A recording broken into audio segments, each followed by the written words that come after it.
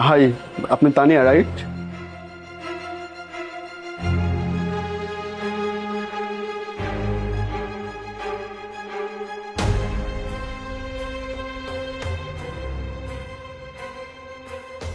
So আপনি Hasan?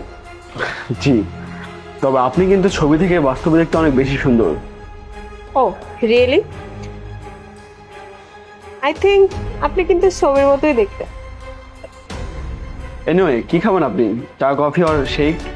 Sure, strawberry shake. Raju দোস্ত, একটা চকলেট শেক দে তো। এক মিনিট, আপনি এই ছেলেটাকে দোস্ত বলছেন? হ্যাঁ, দোস্তকে তো দোস্তই বলবো, আর তাছাড়াও খুব ভালো ছেলে। আপনি কি জানেন একটা মানুষের বন্ধুত্ব আর হ্যাবিট দেখে সবকিছু বোঝা যায়? ও আচ্ছা, যেমন? যেমন অনেক কিছুই। এখানে শুধু আমার টাইমটা নষ্ট হয়েছে। 9 to 5 ক্লাস জব করে একটা ছেলে, যার সাথে এখানে আমি টাইম পাস করার জন্য এসেছি। ও আচ্ছা, তার মানে আপনি অলরেডি আমাকে জাজ করে ফেলছেন। অবভিয়াসলি। আপনি যেহেতু আমার সাথে দেখা করতে এসেছেন, একটু ক্লাসি হয়ে আসতে পারতেন, তাই না? আর আপনাকে দেখে মনে হচ্ছে কোথাও জবের ইন্টারভিউ দিতে এসেছেন। আজব। ও আচ্ছা, তো এত অল্প সময়ের মধ্যে আপনি আর আমার মধ্যে কি কি জাজ করে ফেললেন?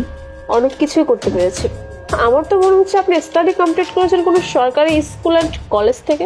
দেখুন মিস তানিয়া, আমার মনে হয় আমাদের মধ্যে কথাগুলো ক্লিয়ার করে নেওয়া উচিত, তা না হলে আপনি আমাকে ভুল বুঝিয়ে যাবেন।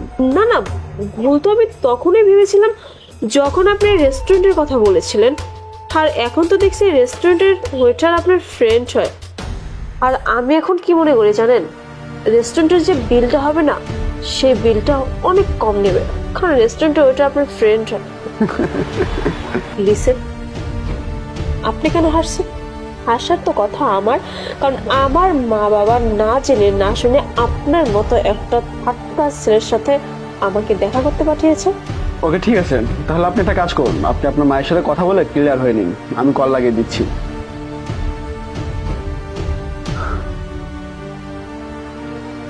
হ্যালো আন্টি, আসসালামু আলাইকুম। জি, আপনার মেয়ে আপনার সাথে কথা বলতে চায়, আপনি একটু কথা বলেন। এই নিন, লাইনে আছে।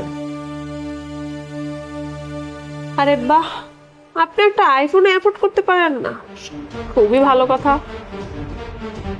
হ্যাঁ মা, বলো। হ্যাঁ তানিয়া, বল কি হয়েছে? মা, তুমি কি ক্লাসলেস গরিব একটা ছেলের সাথে মিট করতে পাঠিয়েছো? গরিব ছেলে? তুই এসব কি বলছিস? তুই সঠিক জায়গায় গিয়েছিস তো? তুই কি এখন ওর রেস্টুরেন্টে আছিস? তার মানে রেস্টুরেন্টটা ওই ছেলের? আরে হ্যাঁ, ওটা ওরই রেস্টুরেন্ট। তুই গরিব কেন বলছিস? তুই জানিস ওর 20 কোটি টাকার ব্যবসা আছে। ও সিম্পল থাকতেই ও পছন্দ করে। মা, কি বললাম? মানে ওই ছেলে কোটি টাকার মানে? কিন্তু মা, তুমি তো এসব আমাকে আগে কখনো বলোনি। আরে আমি তো বলতে চাইছিলাম, তুই তো নিজেই বললি তুই নিজে যে কথা বলবি, তাহলে এখন আমি কি বলবো বল? ঠিক আছে।